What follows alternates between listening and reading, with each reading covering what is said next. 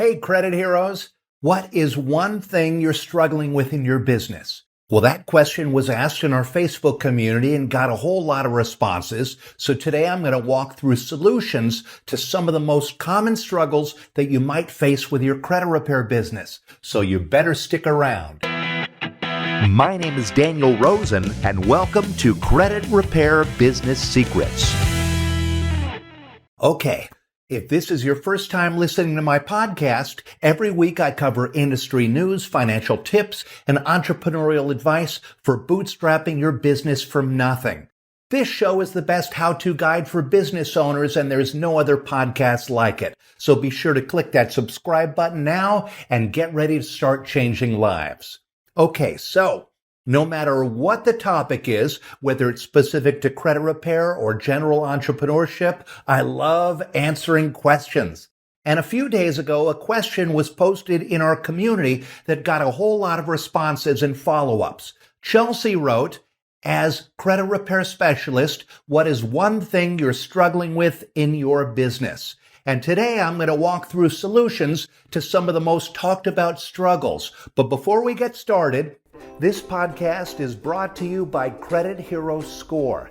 Credit Hero Score is the only credit monitoring service that integrates directly with Credit Repair Cloud. Get instant access to your credit reports and scores by signing up for a 7-day trial for only $1. Sign up right now at CreditHeroScore.com. Okay, let's get into this. The first comment came from Jade, who said she struggled with dedicating time for self, turning off work mode, or having everything feel like a task or job. Mom of 3, including a 1-year-old with an office in the house.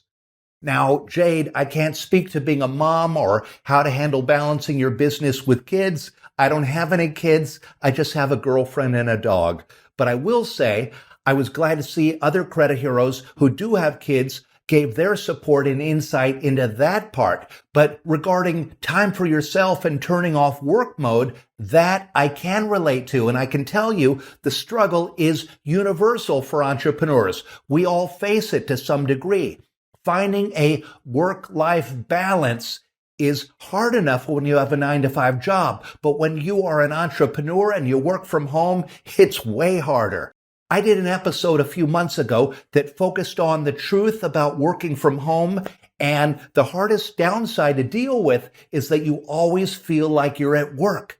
So I recommend that you choose a specific time or a specific place in your home that you can dedicate to work. Maybe you convert a closet or a shed or your garage into a workspace. And maybe you establish a time of day, a specific time of day or specific time of night when someone else can watch the kids, and then you can dedicate that time to your business. The most important thing to create is a work area where you can, when you go there, you go into business mode. And more importantly, when you are done with work, then you can leave that area and then you'll no longer be in business mode. Does that make sense? That's what I do. Now, if the balance is really off, then take it a step further and shut off your devices and mute notifications when you're not working. I do this with all my devices. I put them on Do Not Disturb after 7 p.m. Maybe don't allow yourself to eat at your desk. Be disciplined, especially if your time is limited. Make your dedicated workspace a nothing but workspace. That way, the only thing you have to do to shut off work mode is walk away from it. I hope this helped, Jade. Okay, the next struggle came from Chelsea, who said, mine is time management and with a consultation. I'm constantly always going over 30-minute consult. Well, when it comes to consultation, there are many little things that can help your process. First, you can schedule clients with a program like Calendly, where you can set specific parameters for the meeting before it begins. And that helps to establish boundaries. And you can also ask clients to fill out answers to basic questions beforehand, either online or in person. And that way you can prep the clients and review answers quickly when the meeting begins. And then during the meeting itself, you can set up a silent timer to go off around the 25-minute mark to tip you off to begin your wrap-up and sales pitch. You should also have some type of script prepared for the meeting, a basic introduction, key questions that need to be answered, and closing remarks that lock them in as a client or let them know that you'll get back to them soon. Remember, these meetings are two-way interviews where you need to decide if you want this person as a client. In regards to basic time management, making schedules and to-do lists are very effective. Write up a daily to-do list and a daily schedule and break your schedule down by the hour or by the half hour, and you'll be amazed at what you can get done and how organized you'll be when you strategize your time. Once you write your daily to-do list and your schedule, write the rest of your week. Then write a general to-do list for the rest of the month. And these time management techniques will assist you in goal setting, holding yourself accountable, and goal accomplishment. And I don't know about you, but each time I check off something on my to-do list, I get really happy. And psychologists say it's a way that you can naturally release dopamine in your brain. Now, I don't know if that's true, but it sure does feel good. One tool that some of my team members use to stay focused and organize their day is the Pomodoro technique, named for the big Pomodoro tomato, that they make those timers. The Pomodoro technique is a fancy name for a time management system that encourages people to break their workday into 30-minute chunks. The idea is to choose a task and focus on just that task for 25 minutes straight, which is supposedly the optimal amount of time that people can focus. Then change your focus for a 5-minute break. And it doesn't matter what you focus on during those 5 minutes. It just needs to be a different thing.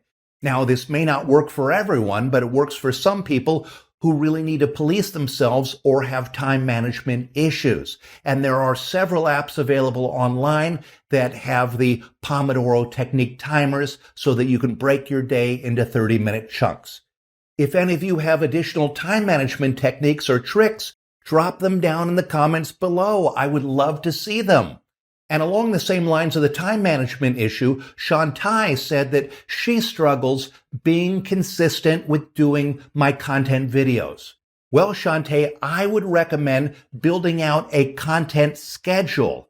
I have several. I have them for social media and podcasts and ads, and they help me to stay organized about what I want to say and when I want to say it.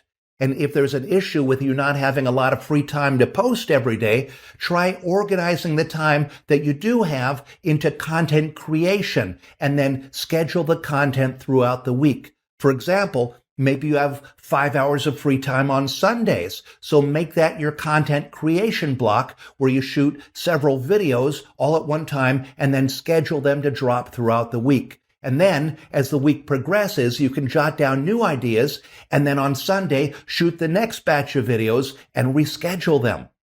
Now, if your style of posting isn't evergreen, meaning you need to post them fresh daily, then just block out a small section of your day for content brainstorming and content creation, and don't overlook the time factor here. Content creation is hard work. The only people who think it's easy are the ones that don't do it. Trust me. Content creation is very important, so you need to make it a priority and a habit, just like the development of any other skill. I hope this helps you, Shantae. And next up, Colin said he struggled with finding the best company to process my merchant account. Well, Colin, in my free guide to getting paid at Credit Repair, I explain which merchant account providers and processors to use, and I'm going to drop a link in the show description so you can get that. Now, we also had a few people mention that they struggled with removing late payments and removing a bankruptcy. I got something that's going to help you. We recently had an episode called Bruce Politano's Top 7 Secret Disputing Strategies. And that episode includes both removing late payments and removing bankruptcies. So I recommend checking that episode out if you want to learn how to remove both of those. And a link is going to be over there in the show description. Now, the last and most commonly mentioned struggles were getting clients and getting leads. Some folks went into detail about how they knew what their problem was. A few hated public speaking, and one person said they needed to clean up their personal social media pages to present themselves in a better light to potential customers.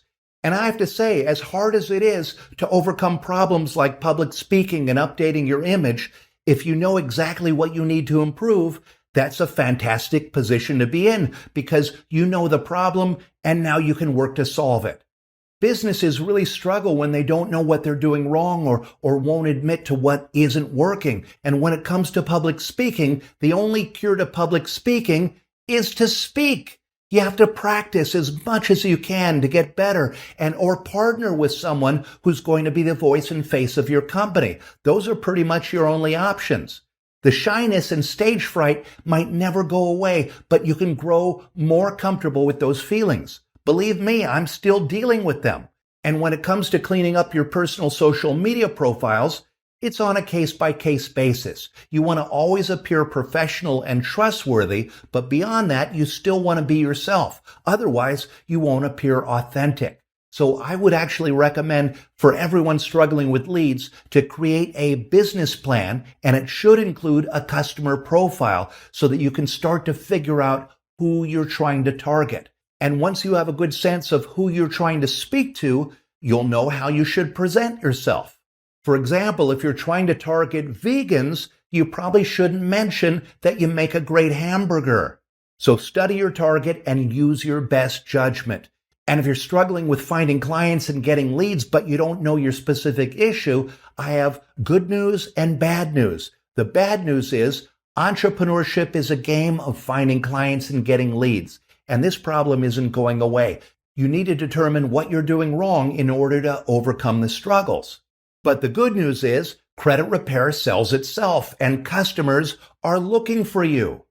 You aren't trying to convince anyone to buy a hot dog or a pair of blue jeans. No, you're providing a necessary service, and it just happens to be a financial one. When you choose a doctor or a mechanic, you want them to be competent, compassionate, and close to you. Whether you pound the pavement or use social media or leverage your social groups, just make sure your potential clients know that you are there to help them to heal financially and to achieve their dreams. And just a reminder, this podcast is brought to you by Credit Hero Score. Credit Hero Score is the only credit monitoring service that integrates directly with Credit Repair Cloud. Get instant access to your credit reports and scores by signing up for a 7-day trial for only $1. Sign up right now at CreditHeroScore.com. And now for my favorite part of the episode. Each week I feature one of our credit heroes inside our Credit Repair Cloud Facebook community so that you can see firsthand what real people are doing as they launch and grow their business. And I've actually revealed today's spotlight. It's Chelsea Renee. Chelsea asked the initial question that inspired this episode, and I just want to say thank you, Chelsea, for your contributions to the community. I hope my suggestions for better ways to manage your time were helpful, and please keep us updated on your progress. And I'll end by saying, if you don't already have a Credit Repair Cloud account, check it out. It's the software that most credit repair businesses in America run on. Just sign up for a 30-day free trial at creditrepaircloud.com/free trial.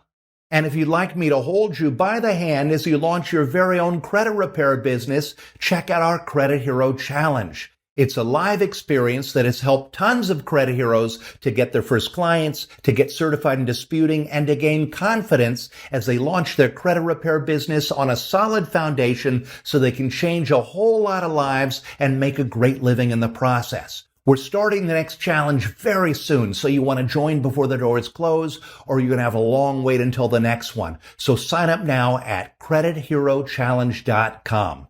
And if you find value in the things that I'm sharing in this podcast, be sure to click to subscribe and leave me your questions and your comments down below because I read each and every one of them.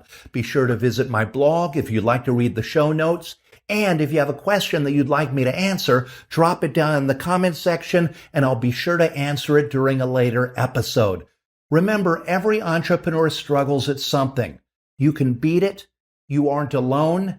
Never give up. And keep changing lives. Want a fast track to creating an amazing business that helps people, changes lives, and makes you a great living in the process? Then I'd like to invite you to my free online training at creditrepaircloud.com/free training. In this free training, you will learn how to get clients willing to pay you even if you're just starting out, how to get easy credit repair results without being an expert, and how to get all the clients you'll ever need without paying for advertising. Again, this training is absolutely free. Just visit creditrepaircloud.com/free training.